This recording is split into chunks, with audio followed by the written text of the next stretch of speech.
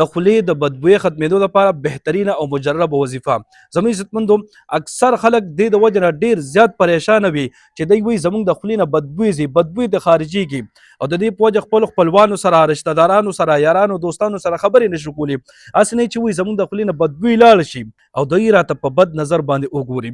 نو دغه پریشاني به د دوی مکمل ختمه شي که چېرې دا ویډیو یې وکته او په دې کې چې زه تاسو ته کوم درود شریف درښیم که نه، که د دې درود شریف وظیفه شروع کړه نو د دوی د خولې نه به بدبو ختمه شي او داسې خوشبو به ترېنه روانه شي چې ټول عمر کې به انشاءالله د دوی د خولې دا خوشبو نه ختمېږي. زما عزتمندو نو دغه درود شریف کم یو دی، دغې ته تاسو غوږ کېږدئ.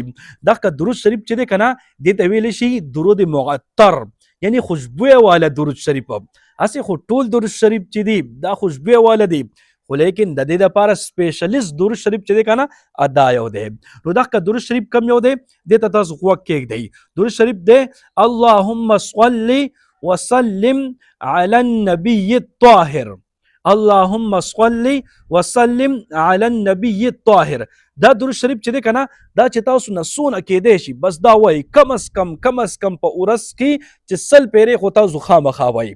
نو 100 پیرې خو یې خامخا وایي، خو که دې نه ډېر زیات وایي که نه نو انشاءالله بیا به ډېره زیاته فایده درکوي. ښه دا درود شریف په 100 پیرې وایو، بیا بعضې ملګري دا تپوس کوي چې دا به مونږ 100 پیرې وایو. نو دا تاسو مسلسل جاري ساتئ، څه مخصوص ورځ یې مه کوئ. دا نه چې بس تاسو د خولې نه خوشبويي ورسره روانه شوه، بدبو ختمه شوه، بس بیا تاسو پرېږدئ. نه مسلسل دا درود شریف تاسو وایئ. نو چې دا درود شریف تاسو مسلسل وایئ که نه ټول عمر دا تاسو جاری ساتئ نو انشاءالله ټول عمر بس تاسو د خولې نه خوشبو ځي، بدبو به ترې انشاءالله مکمل ختمه شي. صحیح شوه جي؟ نو امید دی چې انشاءالله تاسو په دې درود شریف باندې پوه شوي دا به تاسو زده کړي وي او په دې وظیفې باندې هم تاسو پوه شوي یئ. خو که بیا هم پکې تاسو ته څه خبرې څه تپوس وي کمنټ کولی شئ. زه به انشاءالله کوشش وکړم چې تاسو ته جواب درکړم، تاسو پرې پوه کړم. خو دا وظیفه تاسو په خپل هم شروع کړئ او نور مسلمانانو سره د ثواب په نیت باندې دا ویډیو ډېره شیر کړئ چې هغوی هم دا شروع کړي او تاسو ته دعاګانې کوي. الله رب العزت مو خوشحاله آباد ساته. دعاګانې کوئ، دعاګانې به کوو. الله په امان.